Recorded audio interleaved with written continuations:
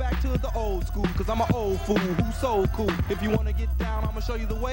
There it is, let me hear you say. Woo. Come on, y'all. Woo. A little louder. Woo. Come on, y'all. Woo. Louder.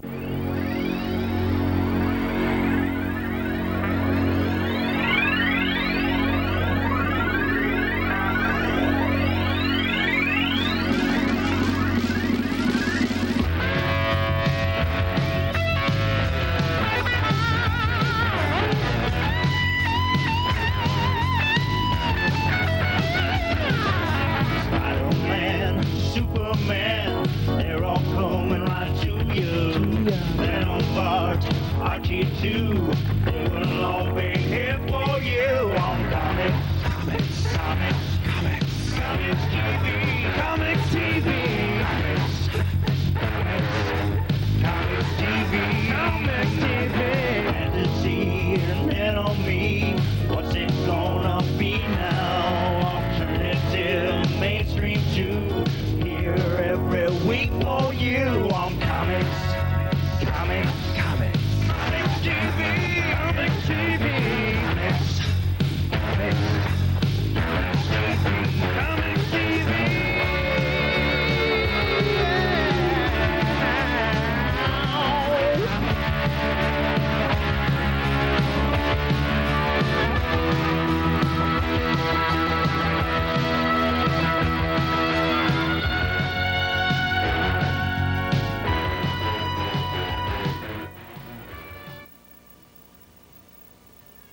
And welcome to Comics TV. We're your weekly guide to the comic book universe. I'm Mike Rizzo. And I'm Steve Przybyla. And each and every week we bring you the newest, up-to-date previews, reviews, and up-and-coming things in the future. Okay.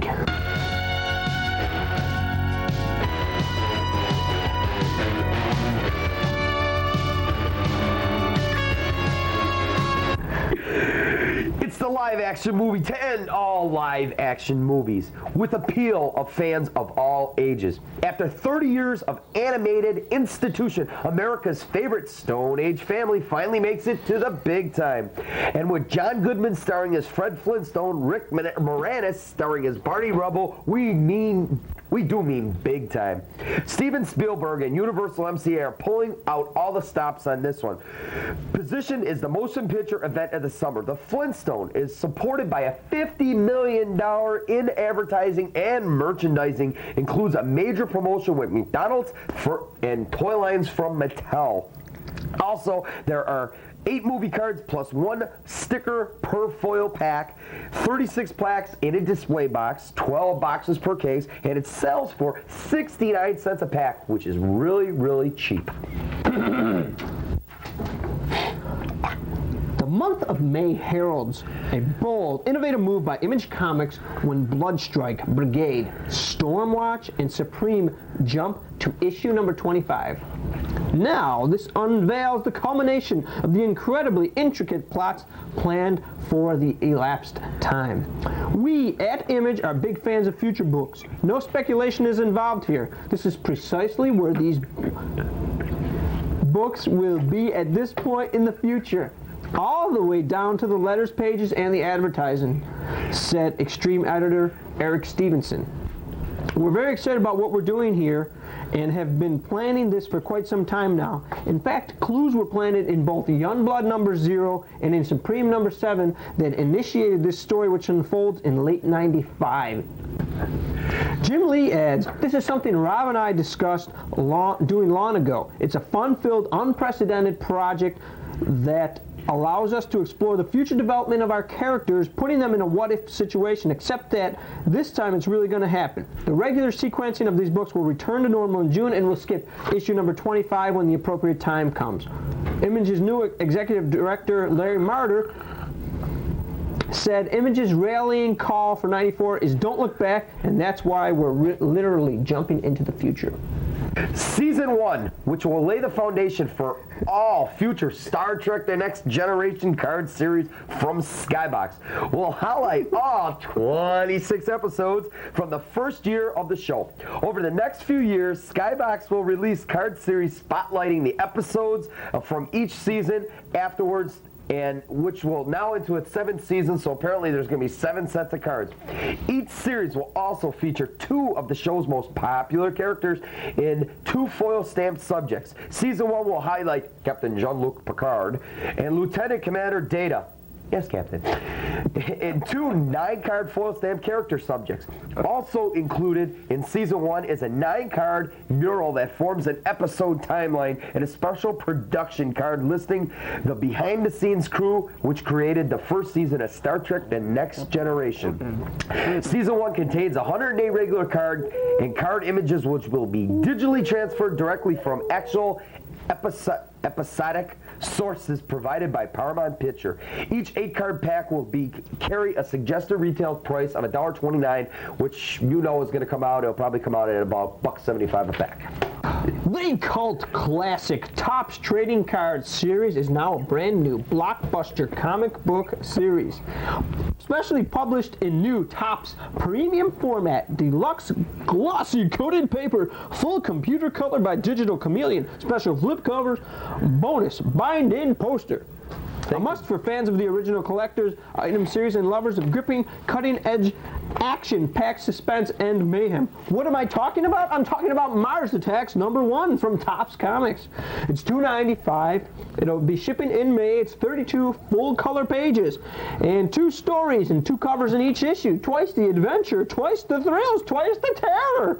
Superstar creator Keith Giffen, Lobo, Justice League, and Legion, and hot newcomer Charles John Adlard cram more action, graphic action into one page than most comics have in their entire issue. Thank you, Don Pardo. Thank you, and good night.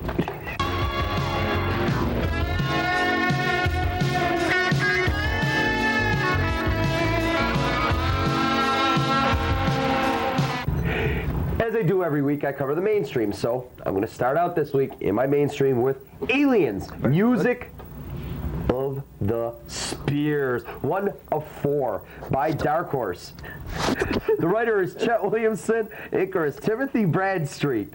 Cost is $2.50. Okay, this one deals with a new Alien series putting ninjas against aliens for Sin Sound to capture an alien egg for experiments. Now, what I liked about this one here is they're actually putting 2 of the oldest warriors known against each other, ninjas and aliens.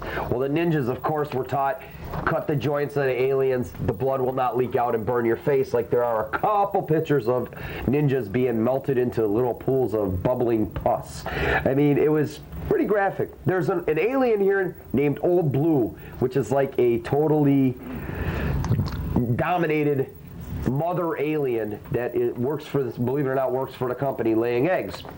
And one of her eggs is stolen, so of course she's gonna spaz out, in plain English, spaz out, and they take her out in this harness and that, and she gets out on the street and she's like, oh, she's gonna be totally harmless, and all of a sudden some guy's sucking down some drug which is like their sap or honey that they secrete, and she goes up and crushes him against the wall. She just keeps running into him, and he ends up flat pancake with bones sticking out. It's pretty cool. The story in this one was good. The dialogue in this one was good. The interest level was very, very, very good. It kept it up right. It kept it up right from the beginning. The action level is very good. The realism in this is good.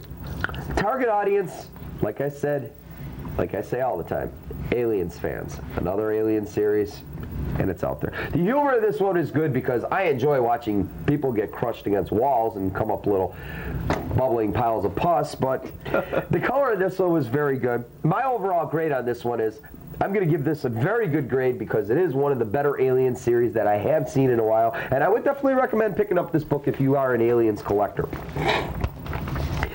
For my second one, Wolverine Daredevil Vengeance Typhoid, number 150 by Marvel. This is a special issue. Artist is Stephen Lytle. Writer is Ann Nakoti.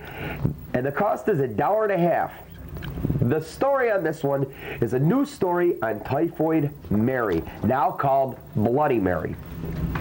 This one, I'll tell you right now, it jumped around from this story to that story. It was a confusing book. It starts out, they're trying to cure Typhoid Mary, and all of a sudden, she comes out with a new costume on. And now calls herself Bloody Mary because she likes just, instead of touching people, she just like shoots them, hacks them up. Now there's also two other stories which are going to intertwine, and it starts out Wolvie versus Vengeance. I'm about ready to be shot here.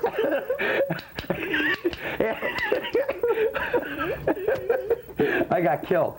And it's this one, the Vengeance Wolvie fight. Nothing spectacular. And then a new character by the name of Steel Raven versus the new Daredevil. This one is filled with new costumes. Daredevil has this new costume on. This new one, Steel Raven, has a brand new costume. Vengeance in his brand new series. And also, they have Wolverine in his brand new costume. This one was very confusing. I'm going to get shot again. This one was very confusing. But the story in this one was good. The dialogue was poor to good because it sort of got boring. Interest level was poor.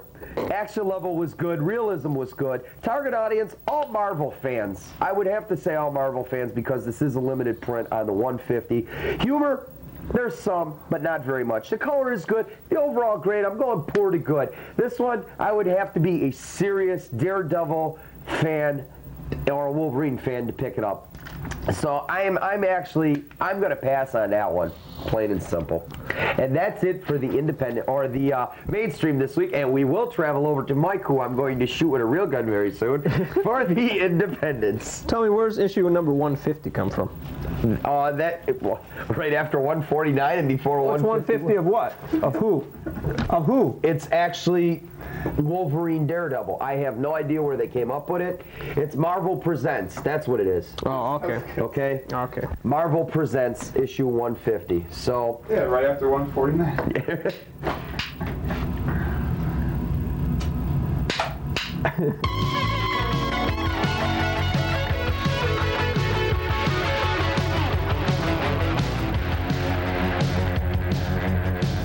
The Argonauts, number 2 of 2, is my first book this week. It's from Alpha Productions, written by Bill Spangler, with art by John Ross and inks by Mark Usher. It costs $2.50. This is a futuristic story.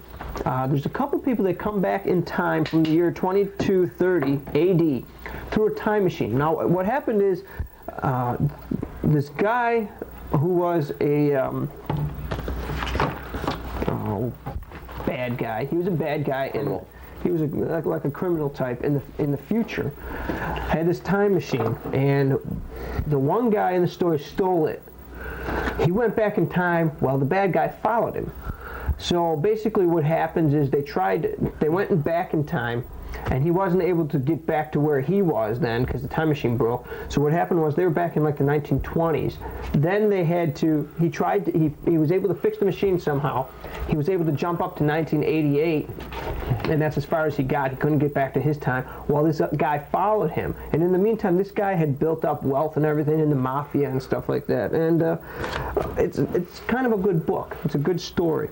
Everything's good. I give everything a good: action, art, dialogue, story, realism. There's not a lot of humor in the book. It's a black and white book. It's definitely Cujo! It's definitely geared towards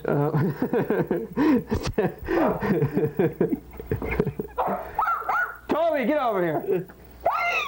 It's definitely geared towards science fiction readers, or actually anybody that would like reading like a novel type story. It's a pretty good book. Overall, I give it a good grade. My second one this week. My second one is called Forbidden 3D. This is a one-shot graphic novella from 3D Zone. It's written by Ray Zone, who owns 3D Zone. Chuck Roblin does the art. The cost is $3.95. Now, this is a unique book. It's a comic book, but it's a comic book in a different way. This is a story about how in the 1940s and the 1950s, 3D comics and comics in general were seen as evil. The religious people and the parents and the teachers and the schools all started banding together to ban horror comics as they became more graphic and violent, as they tried competing in this market, and they tried to win the children's hearts over, so they were getting more graphic and more violent. The New York State Joint Legislature Committee for the Study of the Publication of Comics decided to hold hearings based on this. There was bonfires, comics were burned, and other events. This is what led to the Comics Code Authority being formed by the joint group of comic publishers. This is a good book. The story is very good, the dialogue is very good, interest level is very good, action is good, realism is good. Target audience, any comic reader should read this book. This is almost a must for anybody that reads comics, just to let you know what has been happening. And comic burning. Don't try this at home, kids. We're trained professionals. This has a yellow color to it, like that flame did. Oh man, I'm seeing flames. My God, are you sure that's out? Yeah, it's out. I'm gonna late actual comic book. Oh, jeez. Okay, this has a yellow color to it. Ray Zone tells the tale with many quotes right from the actual testimony and newspaper articles. If you like 3D comics books, if you like comics in general, this is a book you should read. I give it a very good grade. Scary. Took 30 years before the next 3D comic was released after this. In the line of this comic book here, as Mike was saying, how they're having like hearings for violent and comic books, violence and this and that. Do you realize today, if they'd actually have something like that, about 70% of the books that are on the shelves would be pulled and burned. It's plain and simple because they're so violent. Things like Itchy and Scratchy, there's a lot of violence, and that's supposed to be a kid's book. I mean, Daffy Duck, they're dropping safes. That's considered violent. I mean, some of the other books that we do, there's so much violence, and Mike does some that have nudity, swearing. There would be no books. The comic book market, if they really had something like this, would be totally destroyed. So this is very fictitious. I want to state that this was very fictitious, but it sounds like a very, very interesting No, this was concept. true. Oh, true. It was true life? Yes, this was true. Wow, okay. If they still had that now, me and Mike would not have a show on TV also. Yeah. This was true. This, like I said, you were busy lighting things up. You didn't catch it. But a lot of this is actual quotes taken right from testimony and newspaper articles on what happened. This is basically like a small story, a short story written in comic book graphic novel form, based on real facts. It sounds really cool. Really cool. But like I said, I am so glad they don't have that now. Or me and Mike could be in an unemployment line.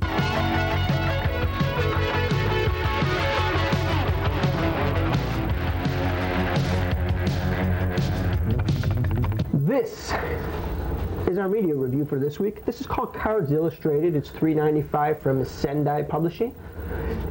If this looks familiar, it's because it's from Hero. Hero, Snyder Publishing publishes video game magazines. Hero, Cards Illustrated. They print quite a few different magazines, all geared toward that younger market. And this book is geared toward the non-sports trading card. They have articles, they have news, they have lots of pictures. A lot of pictures, and they have a price guide, which was the word I was looking for. Price guide, which gives you an idea. But there are other books out there, like Triton, which this is Hero Junior in just card form, and I really don't like Hero that much. They made a big deal out of them with only 10 issues or 11 issues. They've made a big impact on the industry, creating a lot of speculating and stuff. But this could be going that same way, and that's unfortunate.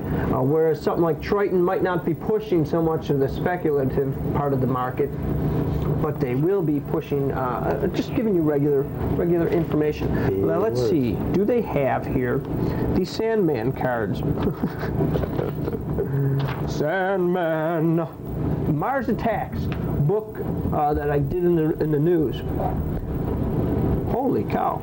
The original cards came out in 1962. Mint set cost $2,000.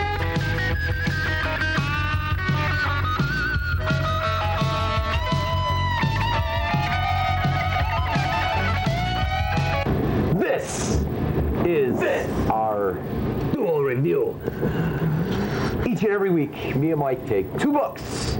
We both read them and we discuss our views, optimistic views on them. So far, it's been pretty close. Yeah. We've liked a lot of the books. Like them and dislike them at the same time. We're trying to be like Siskel and Ebert, but we can't. We both like the stuff. Yeah. One of us can't hate everything. Okay, but I think today's show is going to be mighty different.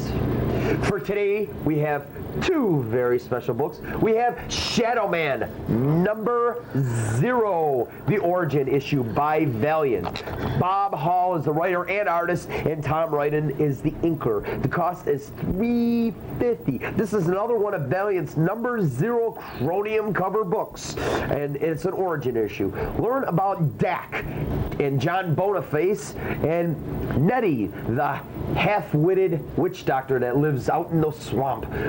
This one was pretty good. I liked this one. I'm sorry.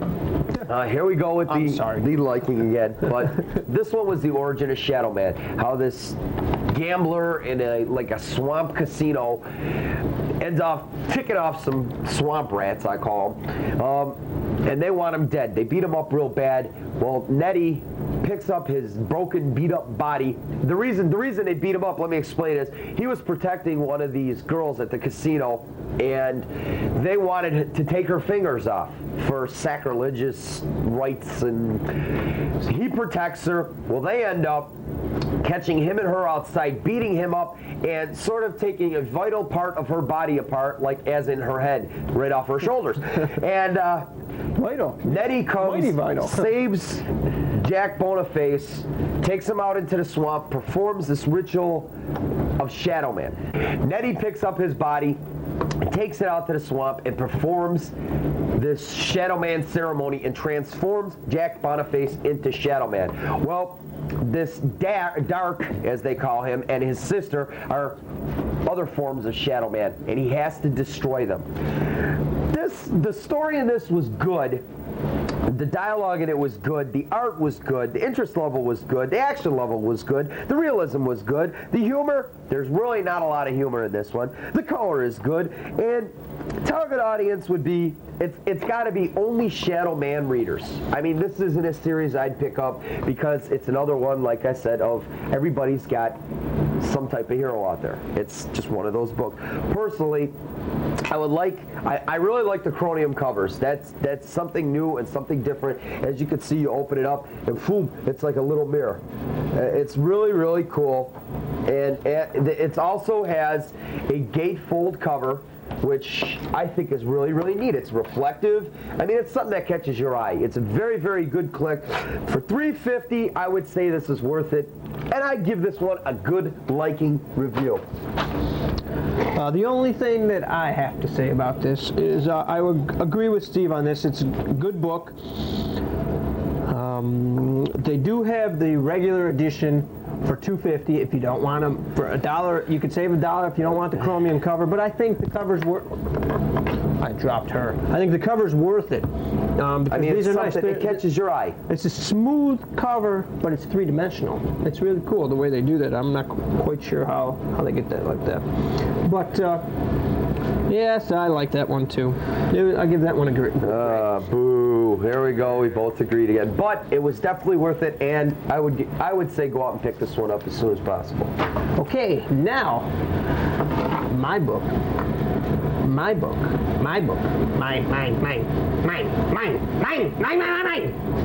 Is The New Adventures of Speed Racer. Issue number 1 from Now Comics. A Oscar Gonzalez Loyo is the artist. Steve Sullivan is the writer. The cost is $1.95. The Mach 5 car is introduced in Speed, and the team head for Bahrami for the first Round the World Cup Challenge. This is a big race. Meanwhile, Princess Umaji seeks a way to escape from a marriage planned by her father, and this is all tied in together. Speed comes to the rescue and everything. Well, tell you what, I don't like Speed Racer much. I know Steve doesn't like it at all. But I gave this one a good grade. I liked the story. The dialogue was good. It was simple reading. Interest level was good. Action level was good. There was nice little action. It's all clean art, realism. It's supposed to look like a comic book, and it looks like a comic book. Speed fans, kids, race fans, they'd all like this. The color is very good. Art is very good. Humor is good. I like it. Speed's one of my least favorite people, but it's worth taking a look. Guess what, kiddies? Today, we disagree. I thought this book sucked. You liar. You said you liked it. Just tell the truth. I hate the show, personally. The only thing I did like about this book is it's drawn more American than it is Japanese. Like the show, they got the round faces and the teeth that are this big and the big eyeballs. American woman. I hate Speed Racer. They get around the world in 15 pages. Now, any other series, they take you 3 issues to get around the world. Well, there you go. See, they cut things down. They 15 get pages. Right to the chase. Hell with all that. You don't even see the different states. All of a sudden, you're in the desert, and it's over with. See, why go through all that trouble of buying 3 issues? You get it all in one. I do not recommend anybody buy this. You want to watch Speed Racer, watch it on TV. You'll never catch me watching it. I think the book sucked. Plain and simple. And Mike, you could take this book, you could do whatever you want with this book, but I don't think Speed Racer should even be on TV, because I hate it. He thinks it's against the law. It should be against the law. That's bad influence, just like they're saying Beavis and Butthead is, and it is. This guy drives 200 miles an hour down throughways with razor blades in his tires. Now, is that safe? No, I don't like it. He stole my gun. Wait a minute. I got the real one. Ow, ow. This is our rubber band shooting gun, which Mike forgot I had. So, okay, as we say each and every week, which everybody's probably in front of their TV doing the same thing, when you patronize your local comic shop, buy a comic, read it. Just don't throw it on a shelf and collect it, put it in a bag. Read it. That's what they're there for. So next time you patronize your local shop, tell them you've seen it on COMX-TV. See ya. Write to us. Tell us what you think.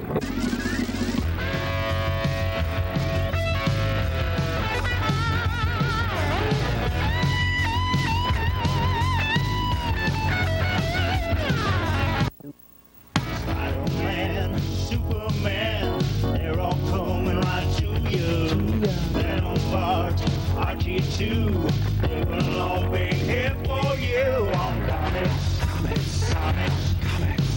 TV, Comics TV.